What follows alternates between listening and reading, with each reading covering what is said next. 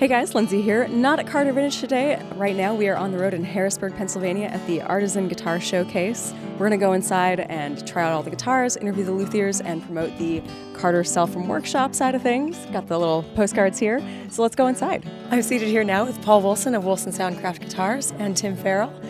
We're doing a little combination player luthier interview because you guys have a long-standing relationship, and I think that's such an interesting sort of take on, the luthier interview because players are the ones who make the guitars sing. So I want to hear more about your partnership over the years, and we'll talk more about your guitars in particular too. Sure. So welcome, guys. Thank you. Yeah. Well, first of all, how long have you guys been collaborating together? I'm going to let you answer that. Yeah, we were trying to decide that the other day. I'm guessing it was 2009 or 10, I think, when we first, somewhere in there. Our original meeting was Tim was just sort of assigned to me at a show as my player, and that was the spark of a lovely, beautiful relationship. Yeah, I was wondering about that. If the players are assigned to you, or if you're like, hey, so and so's going to be there, can I have them play my guitar? But is it a bit of a mix? It is a bit of a mix, I think. Yeah. Mm-hmm. But that show I was recommended to you by Jim Jarrell. Yeah, you're right. So yeah. Awesome. Yeah. So. Well, what is it about Paul's guitars that really struck you and have drawn you in over the years?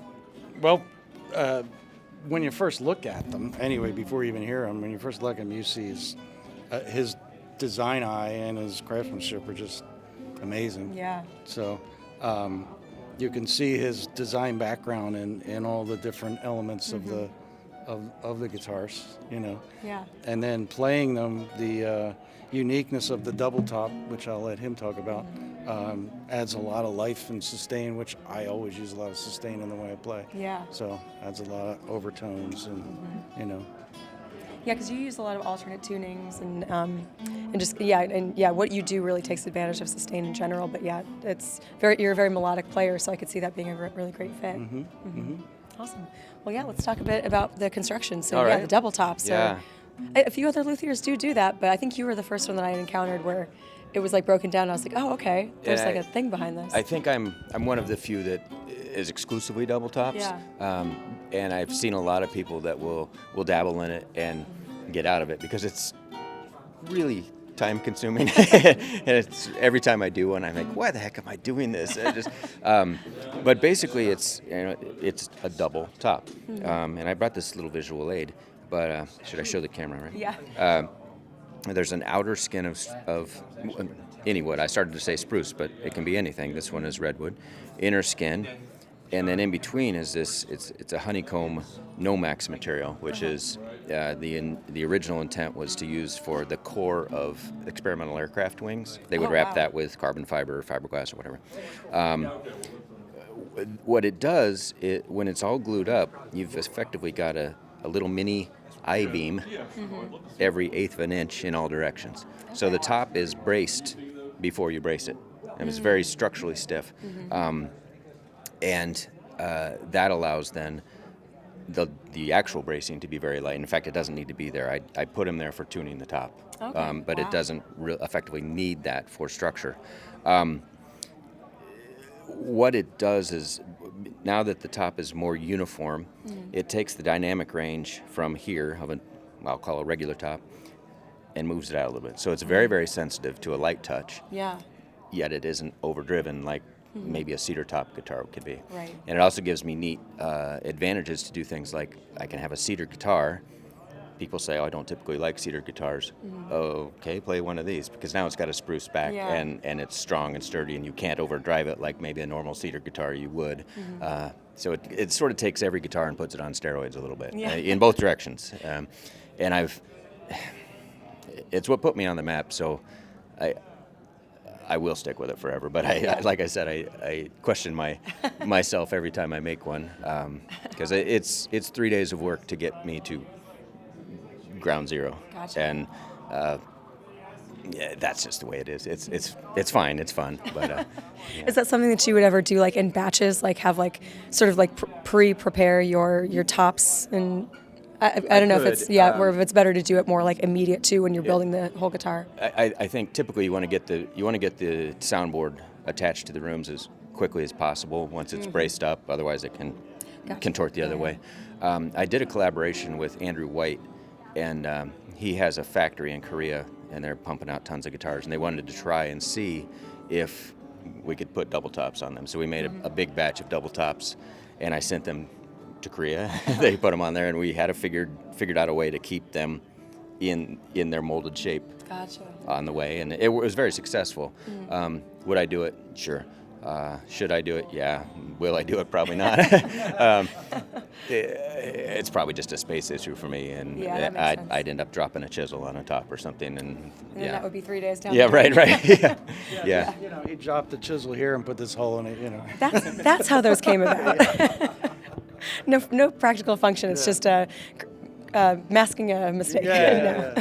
Actually, what that is the player's port. Yeah. So that when I'm playing, the sound is coming up at me as well as going out there. So. Yeah. Do you do sound ports on all your guitars? I do. Yeah. Unless someone specifically doesn't want the one, Gotcha. and if that's the case, I try to talk them into it. Yeah. Yeah, I mean, I don't think there's any reason not to do No. it. It seems like it's nice to have that extra bit I think people, perhaps there's some feedback issues if you're really playing plugged in, but that makes sense. then put a piece of tape on Okay. it. Yeah, I haven't had feedback issues, so it's good. Awesome. Well, what are some of your favorite tone woods to work with? Do you find that by doing the double top thing that the back and side woods maybe don't matter as much because you're controlling so much of the sound with the top, or do you still have your preferences with back and side woods and really feel like that adds to the character of the guitar? Yeah. My preference is more from a workability standpoint, Yeah. because you're right, a double top is a double top, and they don't sound that vastly different, No, I don't no. think. To my ear, I can tell, oh, that's one of my guitars, but Yeah. I don't, do I have a favorite wood? I really like to work with walnut just as a sustainability. Domestic. I've got a lot of wood that came from my neighborhood. Oh, And cool. I mean, this wood is literally from a tree that's down the street in my neighborhood. I don't want to use up resources that we don't have that to we don't have to use. Yeah, Yeah. Yeah, that's such an important. I think a lot of luthiers right now are kind of dealing with that moral quandary of like, do I want to be a part of a system that maybe has done a lot of parts of the world wrong? So, Yeah. And is that wood better or worse? Who's to judge? But Yeah. I think Martin did our world a bit of a disservice by making Brazilian like the wood, Yeah. and who knows? And everything is compared to Brazilian, so Yeah. that's the way it is. But I never have and never will build with Brazilian. Really? Yeah. I just want no part of that. Nice. The top of this is reclaimed as well. Nice. From the famous Tunnel 13. Train tunnel. Those were beams from the railroad tunnel, which that's a fun story in itself. But Yeah. Yeah, so most of this guitar is sustainable material. Yeah, that's great. Yeah. Yeah, what are your thoughts on tone woods? Do you have a personal preference for your style of playing? I have personal preferences, but it's not. It used to be like the holy grail. I wanted to find the perfect guitar that did everything. There isn't such a thing. Yeah. It's good to have a couple. So now now that I know what to expect from certain woods or certain word combinations or anything, go in that direction. Yeah. I like this combination because Paul had built a previous one, and I liked the way it sounded. Yeah. I never would have thought of that on my own. I that wouldn't have combination. either, but yeah, I'm like obsessed with redwood and walnut right now. It's such a great fingerstyle combination. Yeah. Well, like Paul said, I mean, my mindset for years and years was rosewood and stick to spruce or spruce top. So I hear the difference. I have some Sitka guitars. I have a couple Adirondack. I hear the difference. So, but you're at least for myself, I'm at the point where if I'm going to go for another guitar, we'll figure those things out. Yeah, you're open-minded. Yeah.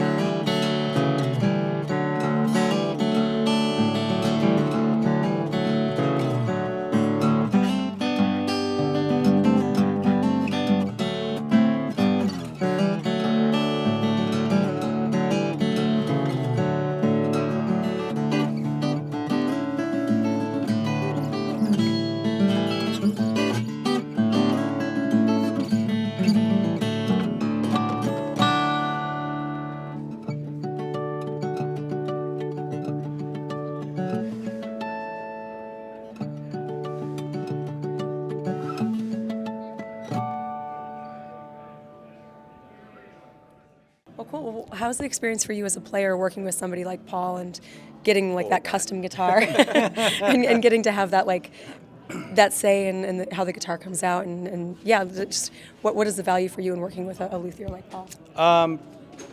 Well, the value is coming up with something like that. Yeah. You know, it's a one-of-a-kind piece. You know, what was really cool along the way of building this was Paul was constantly staying in touch with me and sending me pictures of it and all that kind of stuff. So I had the whole process, you know, from the plank that he took it from all the way to this. So that was really cool. Yeah. And beforehand, Paul has a worksheet, and you know, goes over with you all the different specs that you want, all the different ideas, you know, and puts all that together. So that whole process is great. You know, it's just from my perspective, it was a very interesting build in that if I'm building for someone maybe I don't know, I can just kind of go through the worksheet and do my job. Yeah.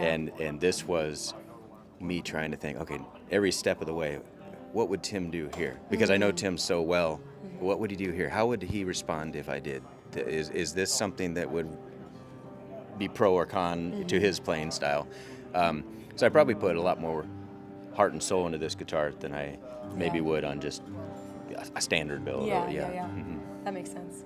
And do you find as the builder, do you get a lot of has Tim been like somebody that you get a lot of feedback from that you've taken into account as you've built further guitars, or do you kind of take each guitar as it comes and try to more tailor it to the specific player? I think more option two.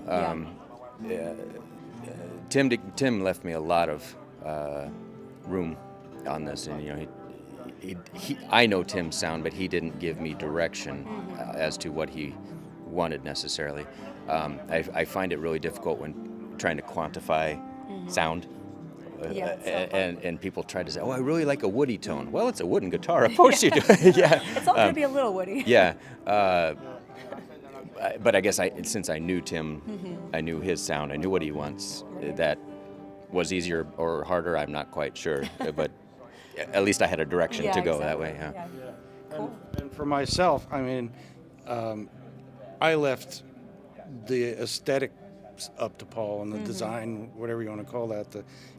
He chose all the binding wood and all that kind of stuff. I trust his eye and his experience more than myself. You know, the little, what do you call this piece back here? Engraft. Engraft. Yeah. I mean, that's incredible. I wouldn't know not have dictated what to do there. Yeah. You know. So, you know, or, you know, any of the trim or any of that kind of stuff, I would not dictate it, what to do, you know. Awesome. Are there any other sort of customizations for you with this guitar, like really specific nut width, really specific string spacing? This is the most specific thing, the armrest. Yeah. You know? Yeah, is that one on your old one too? Yes. Yeah. Yes. This is considerably scaled down from the original one, and incredibly close to the top. So it's hardly like it's even there. Yeah. It just blends right in with everything. Do you find that makes a big difference in terms of just keeping your arm a little bit off the sound, Yes. or off the soundboard, so you get Yep. more response? Yep. Yeah. That's the whole purpose of it. Is, you know, it's a little bit more rounded than the normal edge, but also it keeps your arm from coming in contact with the top and dampening it. Yep. Yep. With what we would call a standard bevel now, while it makes it comfort, it lays your arm right on the almost soundboard. like more into it. Yeah. And I mean, we did some other things that weren't custom. I mean, we took a chance on a different kind of tuning peg, and I mean, that's just something you can do with an individual luthier rather than a factory. Right. You know? But that was my main, I guess. Right. That was my main customization. We definitely talked about neck width and all that. You know, but our fretboard width, you know, and all that stuff. So you know. Awesome. That's interesting. So they kind of, they're kind of recessed in there. Yeah, they're inset in there a bit. You do that on all of them, right? Yeah. Oh, I don't remember seeing that. These are circular tuners. I built it with the thought that maybe we are going back to Goto tuners, and the bushing of a Goto tuner fits into that recess perfectly. And right. This is larger than yeah. The reason to do that little countersink is back in when nitro guitars, sometimes when you tighten that down, that can crimp the finish and make it kind of yucky. So cool. yeah. Well, awesome. Well, so this is I don't want to say upgrade, it's a replacement guitar for the one that you're selling with us now on Carter Vintage Exchange. So people want to learn more, they can actually buy your old guitar. Sure. Yeah. And hopefully we got some footage of you from the concert, but maybe we can grab a quick demo of you on this one too, just to show off Paul's work and show off your work. I would consider this an upgrade to that guitar Yeah. because it's totally different. Yeah, it's completely different. Yeah, it's a completely different instrument. Although that also had some of these elements we talked about. Yeah, you know. exactly. But yeah, it's a totally different animal. So Yeah, cool. Well, awesome. Well, thank you so much, guys, for chatting with me. And if people want to find out more about you, you're at woolsonsoundcraft.com, right? Yes, And, woolsonsoundcraft.com. Yeah, and timfarrell.com. TimFarrellmusic.com. There we go. Awesome. Well, thanks so much. Thank you.